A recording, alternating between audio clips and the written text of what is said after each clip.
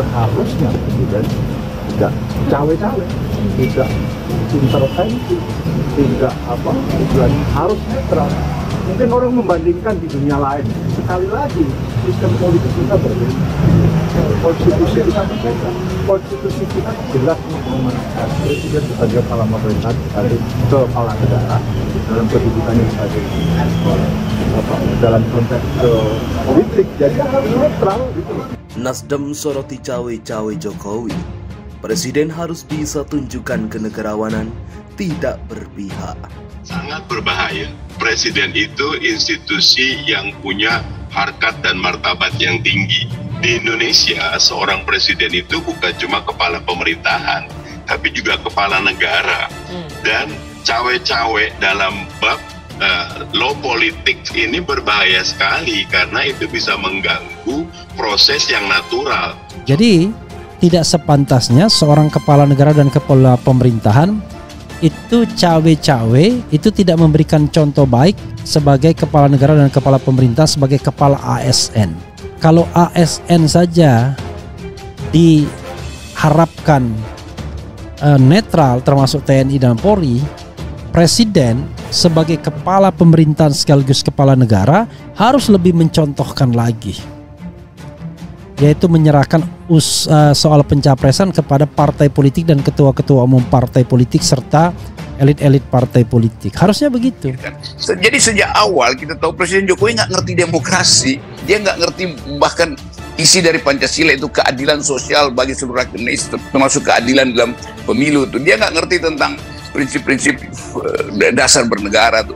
Sayang sekali bahwa Presiden Jokowi di ujung masa pemerintahannya menunjukkan taring kekuasaannya yang bengis itu soalnya. Jadi tetap kita mesti anggap bahwa Presiden memang belum puas berkuasa, jadi dia ingin tambah kekuasaan itu dengan ikut campur yang dia sebut tidak netral alias cawe-cawe. Sekretaris Jenderal Partai Nasdem Hermawi Taslim mengkritik pernyataan Presiden Joko Widodo yang mengakui cawe-cawe di pemilu 2023. Hermawati khawatir pernyataan Presiden Jokowi diterjemahkan sebagai sebuah perintah oleh aparat negara. Presiden secara tegas bilang dia tidak netral.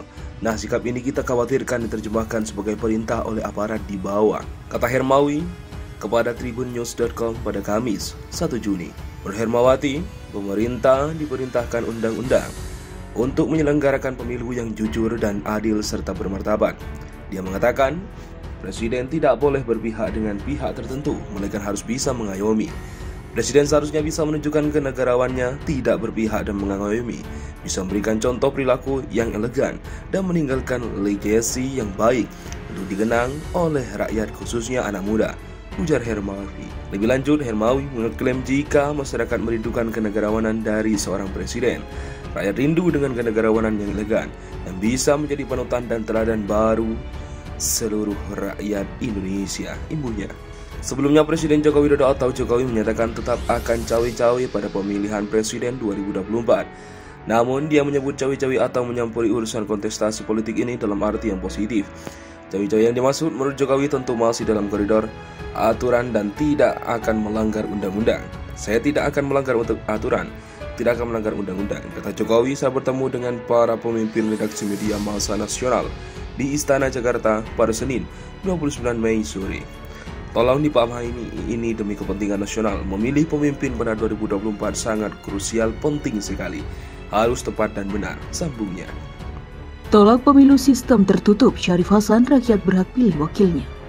Wakil Ketua MPR Syarif Hasan menilai sistem pemilu proporsional terbuka merupakan yang terbaik untuk diterapkan di Indonesia.